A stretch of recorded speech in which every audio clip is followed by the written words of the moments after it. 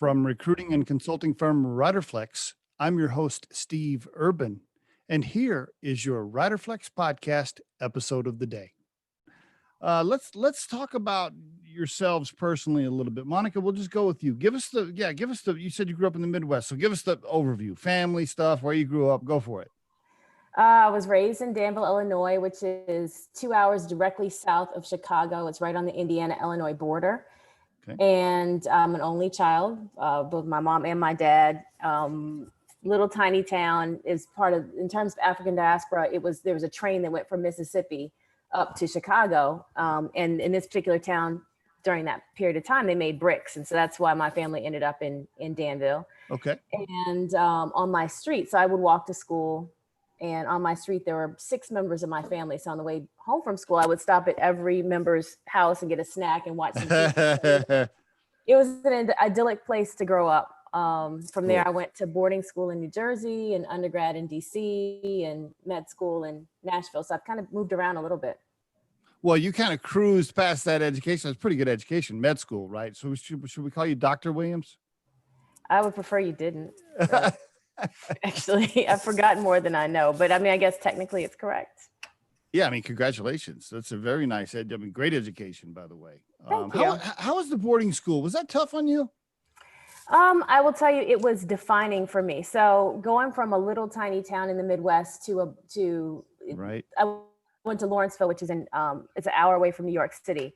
And so from a geographic location, it was very different because New Jersey is very gloomy, but then also from a demographics perspective, Danville was a very blue collar town. We had 3 big factories there. Okay. To a place where it was primarily very wealthy people. It was international, but primarily wealthy and Caucasian was really a big change. And so the first year was really challenging. And then I kind of found my stride and I really enjoyed it. And I'd say that it was really a good situation for me. I learned a lot. I was challenged.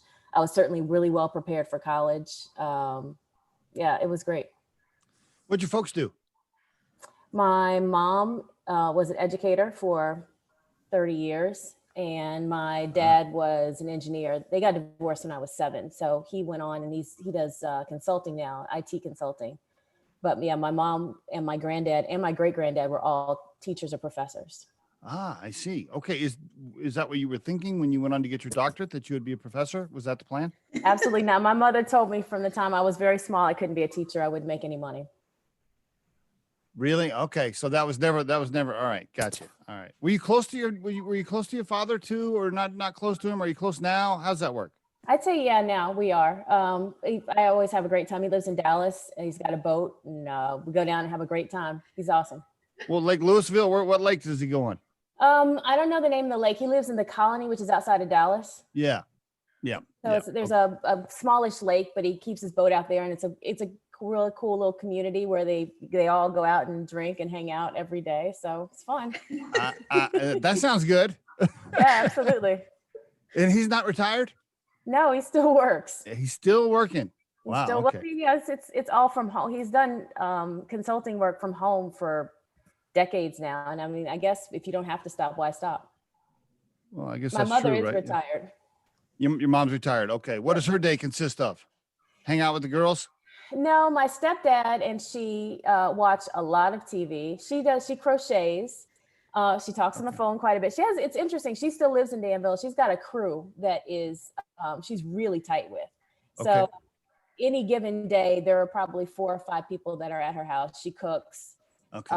They hang out and do stuff. I mean, Danville's like 25,000 people. There's not a lot to do there. So whatever happens at the house. Okay. Gotcha. And how about yourself now? Are you married, kids? Are you single? You got partner, spouse? What's the situation with Monica?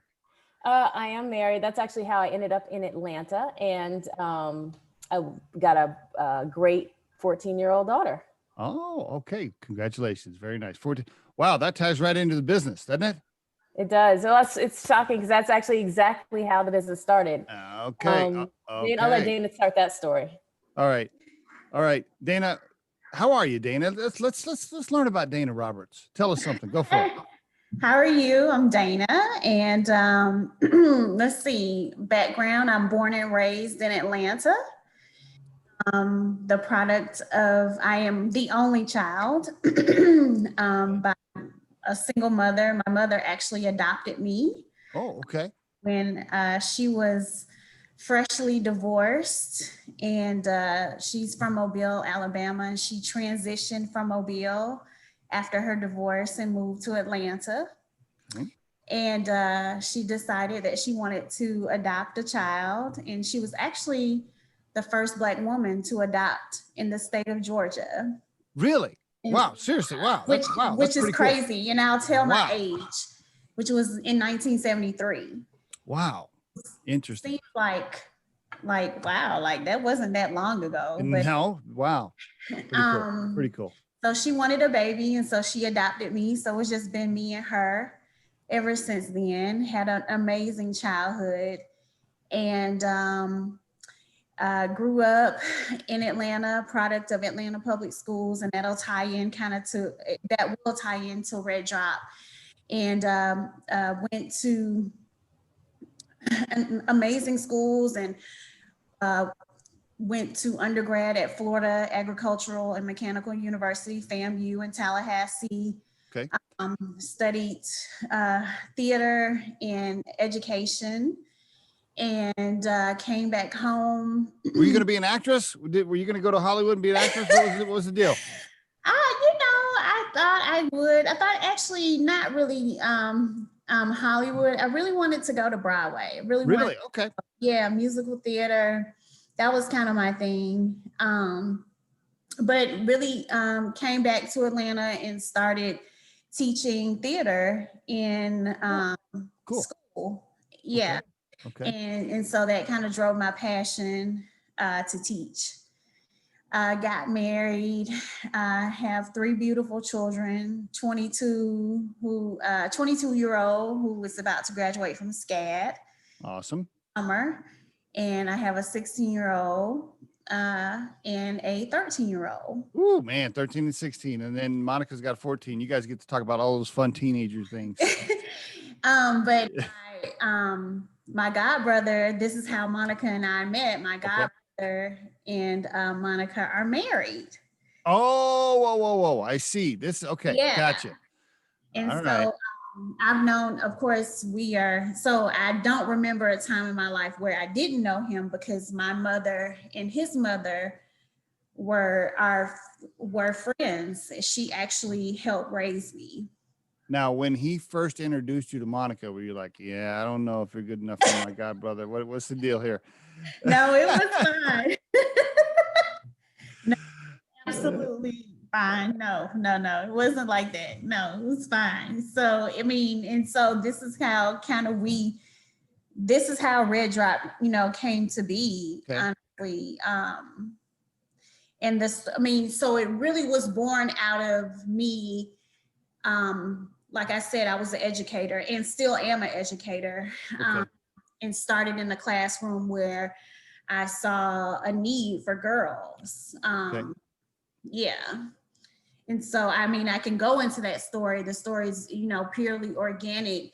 I mean, with having a classroom full of girls, and I was, in a single gender environment, and having most of those girls start their period with me. What grades were you teaching? I was teaching 5th grade at that time. Okay, gotcha. And that's around the time when they are about 10 or 11. Mm-hmm. And having those girls start their cycle with me, and most of them weren't prepared. Mm-hmm. And I was like, wow. Yeah. And so, at first it was really kind of a selfish, like, wow, I have 2 daughters. I never want them to not be prepared. And then the educator kicked in and was like, I have all of these girls in my reach. I have to make sure that they're taken care of. Yeah. Your first thought was not really running a business. Probably was just like, how can I help these girls? How can I help them? Right. My first thought was my own children. And then my second thought was like all of these children, right? Mm-hmm. Then the kind of the entrepreneurial like business, like, I have to touch multiple children. And now I really look at it like I need to impact generations. I need to impact, girls to worldwide in generations to come. If I can impact one girl, I feel like I can change the trajectory of generations in her family. Well, tell me how it came to be though. Talk to me about how the business came to be. Are you at happy hour with Monica one night and you're telling her like, oh man, none of these girls are ready. Like, holy cow, you wouldn't believe. Are you just kind of talking to her about it and then you guys formulate it? What, maybe we switch back over to Monica. Tell me, how does that happen? Is she talking to you about it, Monica, or how does it formulate? No. So at the time RedDrop is my third startup. My first was called Passimals. It was a pacifier that was revolutionary in its own way. And this was during the beginning of that. And I was still packing them in my house. And I would have people come over and pack these orders for me. And I had hundreds of things to get out. And I would have friends and family come over and pack pacifiers into these packages. So Dana was one of the victims one weekend, and she comes over to me and says, "Hey, I have this period idea," and I was like, "That's stupid." You're like, you're like, listen, we got like 50 packages we got to get out today. I don't need to, Right. So, and I mean, I'd say that really it was more that at the time my child was an infant, so and in my head she was never going to have a period. And do you have kids, Steve? I do. Yeah. 4 grown children. Yep. All right. Yep. And one daughter. Okay. So do you remember when like they were born and you would go into these kids sections and there'd be like big, like, like even just like a 4T, right? You'd be like, my kid's never going to be that. Right. It's like the craziest thing that this like little human's going to grow. So that's kind of where I was. And I was like, okay, that's dumb. But then fast forward 10 years and she starts to get, girl parts. Yeah, it's like, oh, this is actually going from the doctor. And that's from the doctor, Steve. Like, yeah. So then I called Dana and I'm like, hey, about that period thing. And of course, he doesn't answer the phone or call me back. So a really smooth start. Was there a gap? Was there like a year or two? Like it was a pretty big gap when Dana first brought it up until 10 years. So there really was. Oh, okay. So there was wow. All right. I mean, and during that time, I was just really just putting kits together myself, just still servicing girls the way I could within my, capacity, but not on a scale of RedDrop. Were you thinking business or were you thinking I'm just helping for now? Yeah, no, I wasn't thinking. Well, I think, I tried to start a business. I mean, in a sense where I just called it First Purse. It was like a little kind of cute thing. Okay. Nowhere in a scale of what me and Monica have. Okay. Okay. So, okay. All right. So 10 years goes by. Monica's got these other businesses. She's now becoming a serial entrepreneur, right? So your friend is like a serial entrepreneur. You're like, she knows how to get this started, the business aspect of it. She's got the experience. And then what happens, Monica? Your daughter starts to hit puberty and then you call Dana and you're like, okay, let's talk more. Talk to me. Right. And so then through that process,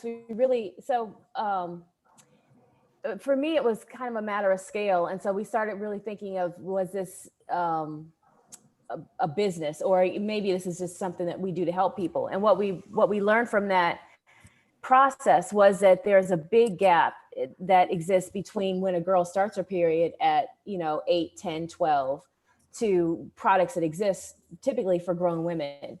And so when you go, when we talk to people and we say, oh, we were doing feminine hygiene, the thing that I think happens in their head is you walking into Walmart or Target or Walgreens and there's 30 feet of aisle of feminine hygiene products. Why in the world would you want to do something like this?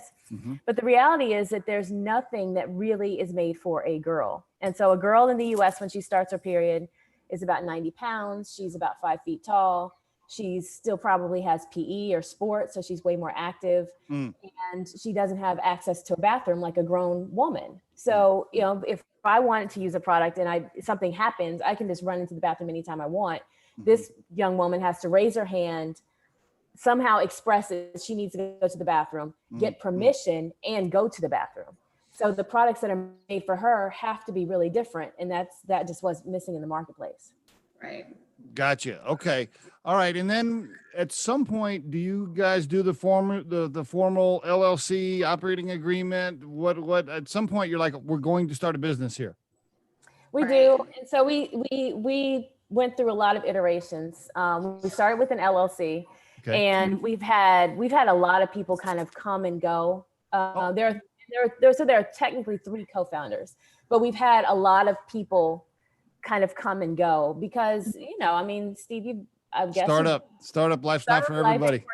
No. I mean, there's no money. There's a lot of work. There's a lot of mistakes. There's a lot of trial and error. Yeah. And, I'd obviously seen that before. This one has been a little bit more challenging. This has been a much longer road. This has taken us 2 full years of full execution to really get from start to launch. And I can't say that anything else has taken quite this long. But I also feel like this opportunity and our mission is way bigger than anything else I've ever really tried to tackle too. Give us the, as it stands today, give us the 3-minute elevator pitch for RedDrop as it stands today. Like if you were on Shark Tank and you're doing a quick 3-minute deal, boom, give it to me.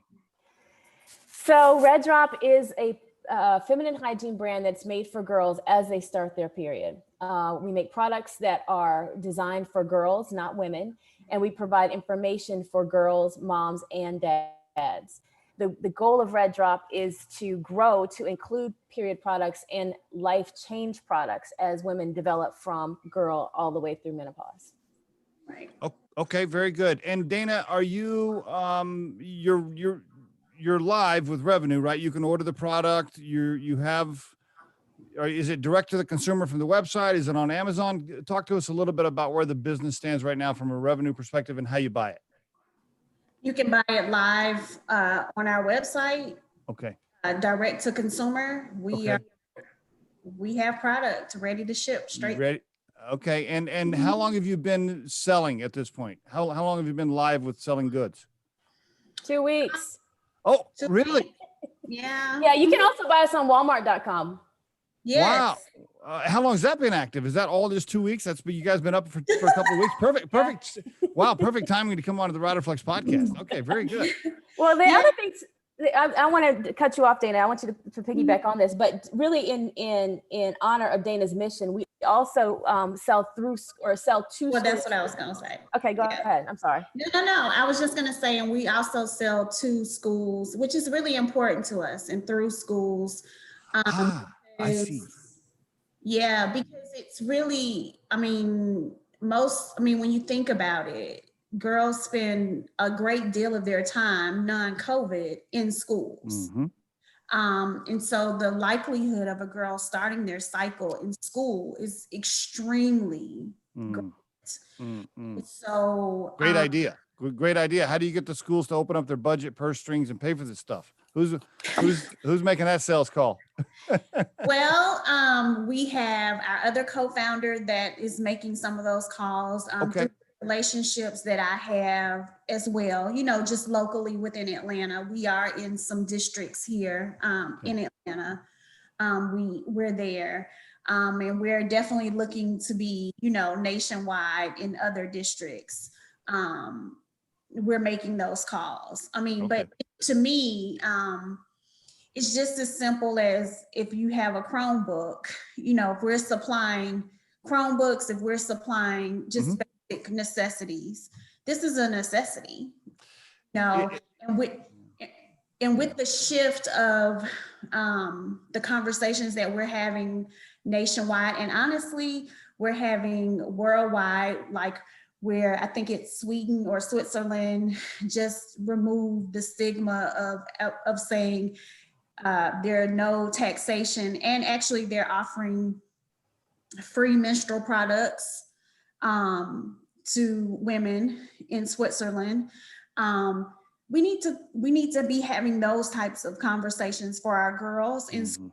It just doesn't make sense. What happens right now? Does the student have to purchase it, or it's if you sell something to a school, it's a free offering to the student? How does that work? It's a free offering to the student if the school purchases it. Yes. Okay. It's really a difficult conversation up front, and I think what the conversation is purchasing a product that is made for a girl. Because when you go to the clinic, you're literally getting a product that's made for a woman. You know, right here is probably a good time for me to insert this. So my wife, well, of course we seem like we all work from home now, but anyway, Riderflex is 100% remote. So when my wife is not working and she's around, she'll see me getting ready for a podcast, and I'll often, talk to her about who the guest is going to be. And when I was studying your website and I was looking at you guys, I'm getting ready. It's just like Monica said, my first reaction was, well, isn't there like aisles and aisles of this stuff in the store like already? This is exactly what I was thinking, Monica, this morning. I'm like, well, I don't know how they're going to like, and I walked, and my wife's standing in the hallway. I'm like, hey, I'm about to do this interview. What do you think about this idea? And she just immediately got aggressive with her response. And she goes, yes, that we need that. She goes, there's nothing made for girls that weigh under 100 pounds. And my wife is like 5'3", 115 pounds. And she's like, even me today, I buy this stuff and it's made for larger people. And she was very passionate with her response on it. When I kind of caught me off guard. I was like, oh, okay. I guess there's definitely a need. So anyway, my wife was an immediate fan, and she confirmed the fact that there is a need for the product. We love your wife already. Yes. And also, like with our school kids, we have a QR code for the kit, and we also have panties. Great, good job. Oh, okay. So with that QR code, like a girl, in the stall, just the emotional kind of like, girls just in that moment, the girl can literally scan the QR code and they're going to have a message, and that message is going to just walk them through the whole entire process. Great idea. To put on the pad, and they're going to have the wipes, because it's going to be a mess. It just really tries to help them through the actual moment. Wow. It's just because it's an emotional ride. It really, even if it's their first time or their second time, it just helps them in that time. Great idea. Yeah. Great idea. Have you thought about actually having a chat, like somebody, like a live chat person that can chat with them, or that's not that you probably thought about it, I'm sure. Yeah. It's interesting because especially in, healthcare is such a debate in our country. One of the things that we'd like to do, and that we're moving towards doing more in a digital space, is providing, can't say medical advice per se, but a medical chat for people who maybe just want to have the answer to something in the comfort of their home, or they, maybe they don't have access to healthcare and they have a question about something that's going on. We'd like to offer more of a medical chat with a healthcare professional. Very good. So you're off and running, and you're selling direct. You're also selling, I guess you could call it wholesale, for lack of a better term, to the schools. I don't know. Yes. That's two great revenue streams. And Walmart.com, of course, they're taking their margins are a little smaller there, but still great revenue channel for you. Are you thinking Amazon as well eventually? We kind of said no to Amazon. Their fees are so high. So Amazon takes more than Walmart these days? They do. Do they? But the other thing that, and it feels like we might be getting off track, but Walmart just started their, like, whatever their Walmart Prime is called, Walmart Plus, I think is what it's called. Yeah. So they're just getting started. I'm not saying their fees won't match, but for now, because they're trying to get started. And if you look at the statistics, I think 33% of Americans are signed up to Walmart or to Amazon Prime, and like 5% are signed up for this Walmart Plus. And they believe that the numbers, not that Walmart will necessarily overtake Amazon, but they'll equal out. So it's we're looking at them as a competitive platform. Has this thing been bootstrapped to this point? You guys just bootstrapped it with sweat equity and your own cash? How'd you get to this point?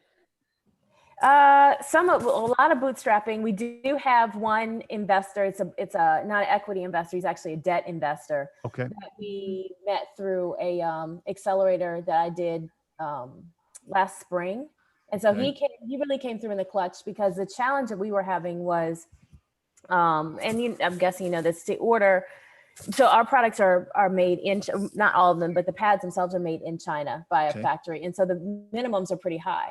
And so to get all of that paid for in here was a bigger chunk of money than we had. So he really came through for us in that way. And it's allowed us to get started and kind of start this marketing ride, which is fun. Okay, very good. So you got a little bit of debt that you took on to get started. One investor, well, not, I guess one loan to this person. Is it a convertible note or is that too deep? No, it's a very expensive loan. Yeah, I bet it is. but okay. And then Monica, do you still got your other stuff going to supplement? Are you in this full time? Because I think Dana said she's still teaching. You're all in, Monica? Absolutely. Somebody's got to do it, Steve. Dana, are you getting pressure from Monica? Like, hey, you quit your other stuff. You got to go all in. What's the status there? Is that too sensitive of a question? Well, I'm ready. Like I'm actually out of the classroom. I actually serve as the director of operations at KIP here in Atlanta. I see. So I do love my job. Don't get me wrong, but I am definitely ready to devote my full-time life. As soon as RedDrop can pay you enough to make your mortgage, right? It's expensive. No. But I will say the other thing is Dana is really, she really is dedicated to her work. She's an educator's educator. She loves those kids. She works above and beyond. So, as much as she says she wants to leave, she would still be doing something in the educational space, even if she were with us full time. I'll never forget the look on my wife's face when I came home when I quit my executive job that was paying me north of $200,000 a year. And I came home and said, listen, I think we're going to go Riderflex all in full time. She looks over at me and she goes, well, how much is that going to pay us next year? And I said, I'm not sure. No, I'm ready. As long as I can just, make sure kids eat and I have a group. I'm ready. I really would like to devote, my when it's time. Yeah. You got other employees? Oh yeah. No, for RedDrop, no. Yeah. No other. Okay. Well, no, there are 5 of us on our team. They're not employees, but we have 5 on the team. Okay. Okay. Are they working for some sweat equity? Is there some equity play in there? Absolutely. Okay. That's how I started. That's the same thing. Me and Scott talked to a bunch of people and working for free for some equity. You know what it is. I lived it. Yeah, for sure. Okay. Now, so for the listeners, just to make sure it is, you couldn't get RedDrop.com, by the way. You couldn't get the URL, so you had to go with tryRedDrop.com. Give me the story there. The RedDrop.com is it's available. It's very expensive. So At some point we hope to get it, but right now we just can't afford it. Okay. And the beautiful lady, young lady that's on the video on the that's not your 14-year-old daughter, is it, Monica? Does it happen to be, or is that an actress? The unboxing? Yeah. No, that's a real customer. Yeah. It is. Yeah, she did that on her own. That's wow. I know. That is true user-generated content. Oh, Yeah. How about that? Okay, that's even more impressive. Okay. Yeah. All right, very good. So, but that's the website, right? TryRedDrop.com. That's right. And how much does it cost, by the way, the pack? So this pack is $30. And so what it includes is, I don't think everything's in here. This is just sitting on my desk, but it includes 3 sizes of pads. And so one is these are daytime pads. Okay. We have nighttime pads. Okay. And we have everyday pads. And these are really, I think, what's super revolutionary about our pads themselves. Okay. Is that when a girl starts her period, she is not regular. Like a woman is typically on like a 28-day, 29-day, 27, some cycle where every month around the same time her period comes. It takes 18 months to 2 years for that to be true for a little girl. So in that in-between time, her period can come in 2 weeks, it can come in 3 weeks, it can come in 6 weeks. So our everyday pads are they're thin and a little bit smaller than, as a woman, you know what a panty liner is. So it's really small. It doesn't show under your clothes, but it still absorbs the same amount as 2 tampons. It has wings, it's super sticky. So if she has PE, it's gonna stay in place. Okay. It has odor control without fragrance, because a lot of times these little girls have sensitive skin. And there's one other thing I'm forgetting. But my point is that these are actually really special pads. And so there's one of these for every, so there's 30 of these. We also have, and I should have done this, but we have what we call it our Code Red kit. Mhm. But it's a emergency bag that comes pre-packed with pads and wipes. And we Okay. have wipes, and then we have some special gifts because a lot of times a period is looked at as being kind of a chore or a bother. I like the special gift thing. That's good. Thanks. Yeah, that's good. So you spent some time on R&D on this deal. I mean, 2 years. Yeah. I mean, okay, and somebody put money in for that. Well, we've all put money in. Yeah. Okay, very good. Wow, all right, yeah, this is not something you spent a lot of time on this. Of course, it took you 10 years to come around to it. Yeah, thanks, Dana.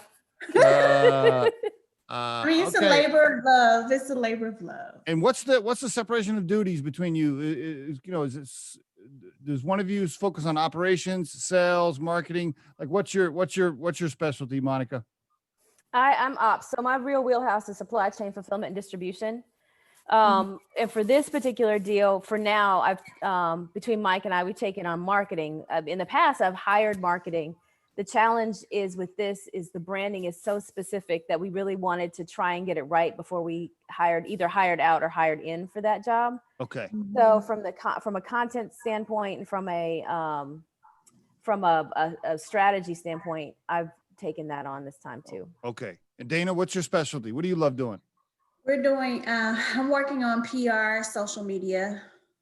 That's okay. me. Okay. All right. Yeah. We're trying to get your following. What's your following on Facebook right now? Not where we want it. Not where we want it, but we're working.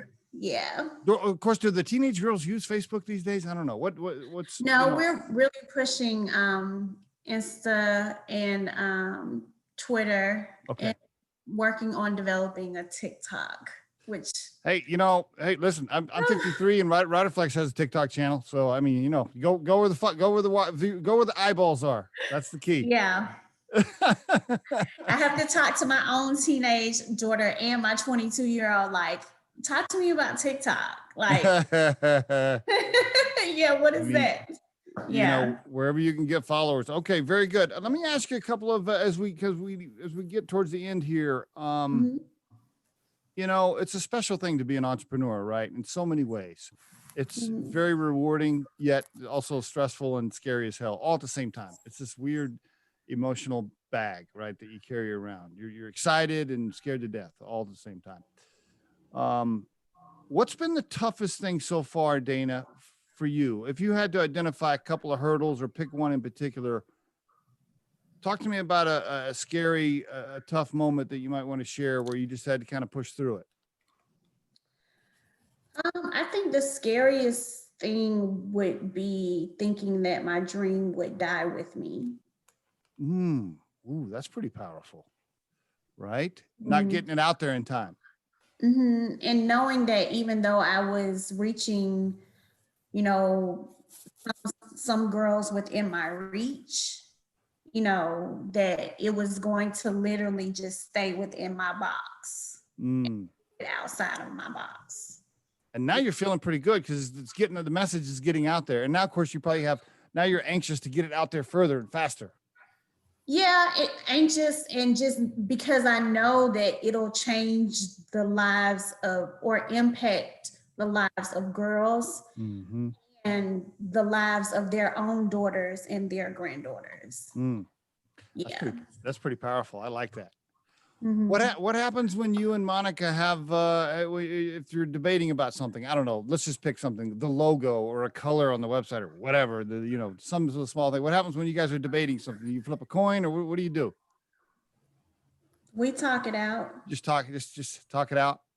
Okay. Yeah, I mean, but we do have 3 other people that we talk through.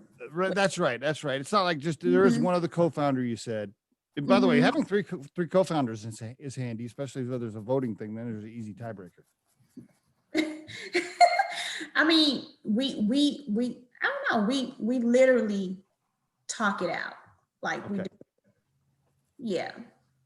No, we're older, Steve. And the other thing is, I think that everybody kind of For the most part. I mean, there's probably been one or two times, but we kind of stay in our lane. So, I mean, for like marketing thing, like you said, like a logo or a color thing, I don't want to say I don't care, but it's like I'm just not that invested in it. So if it's something that's really important to Dana or to Mike or, I mean, Mark or Jared probably don't have much of opinion, but like if they really feel strongly about something, like I'm fine with that. Gotcha. Yeah. I feel the same, by the way. I'm the ops person in our relationship with my co-founder, Monica, and Scott is the sales and marketing and colors and all the rest of it. I'm the same way. Monica, you know, you've started a few things now. So you're basically a serial entrepreneur since your career started, almost pretty much, right? Yes, that's true. So for the listeners of this show, aspiring entrepreneurs that have an idea that want to start something, but they haven't opened the door yet and walked down the path. What do you want to tell those people today? What advice would you share with them? I would say keep your day job. I would also say that it's because things always take longer and cost more than you anticipate. Right. Like, you know that, Steve. So, those just to keep your sanity. And then, but the other side of it is that to Dana's point, there are a lot of really good ideas in the cemetery. So I think it's important to at least try.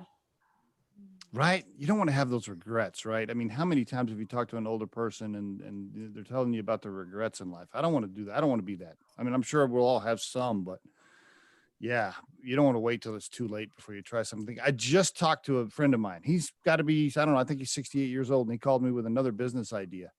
And this guy's got plenty of money. He lives in Sarasota. Like, he's a millionaire already. And he's got a house on the beach, and he calls me with this. He's got this other idea, and he's talking to me. I'm like, Scott, what, why are you doing? Like, why are you even talking to me about this? He's like, hey, listen, man. He goes, I'm getting older. He goes, I don't want any regrets. I don't want any regrets. I want to go for every single thing I can go for while I'm breathing and I'm here. And you got to respect that. I love that. Yep. Dana, if you had to put your core purpose in life into a sentence, what would that sound like? Not including family for a minute. So let's set family aside for a second. Mm-hmm. What is Dana's core purpose if you had to put it in a sentence or so? Well, I actually have like this mantra that I say, Okay. which is, serve, lead, inspire. I like it. And I have it in that order because I feel like if you do it in that order, then it works. Ooh, I like it. I like it. That's good. That's powerful. Yeah. Monica, for you, if you had to call the young lady coming out of Howard, well, how old were you then? 21 or so? I don't know. When I graduated, I was 22, I think. If you had to call that 22-year-old woman coming out of Howard, what would you tell her today, knowing what you know? Don't go to med school. Really? Seriously? You'd save the money? Like, save the money? Absolutely. Do you know how expensive that shit? Excuse me, how expensive that is? Yeah, I don't know. I'm guessing a lot. Hundreds of thousands. Yes. But I mean, the way I assuage myself is that med school did teach me good decision making, because a good doctor at the end of the day is just a decision maker. You go in with a problem, you tell them what's wrong. In their head, they build a differential diagnosis or a list of things that it could be, and they start ticking off what it could be based on other questions, tests that they run. Mm-hmm. And at some point, you hope you get an ultimate diagnosis and then a treatment. So life in some ways is very similar. We're always faced with decisions, and what is a good process for making decisions. So is it worth getting your MBA and all that these days when you can just Google everything? I mean, that we could probably do a whole nother episode on that topic.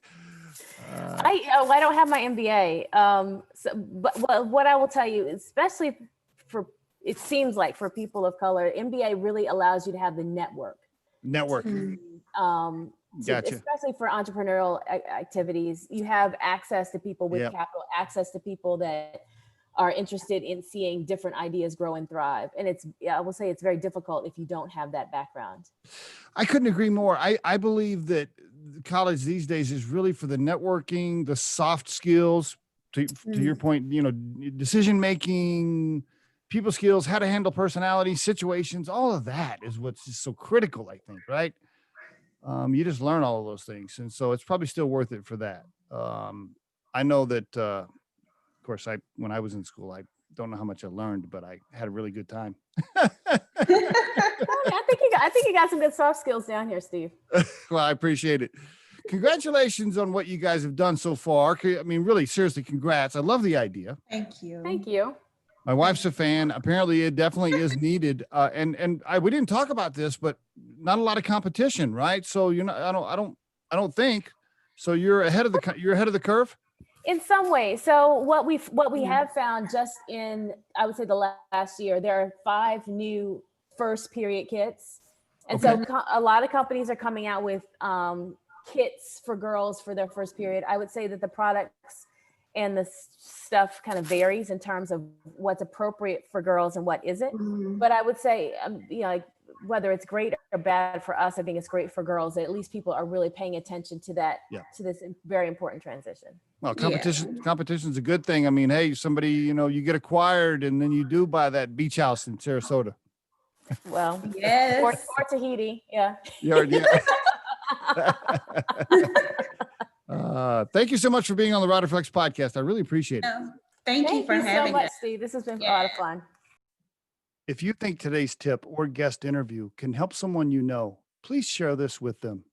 If you've enjoyed today's episode, please subscribe to our channel and hit the like button. The Riderflex podcast features entrepreneurs, business executives, and the stories behind how they got there, as well as daily tips on career advice and job interviewing. You can visit riderflex.com to learn more about us and get information and pricing on the recruiting and consulting services we provide. Thanks so much for listening and have a great day.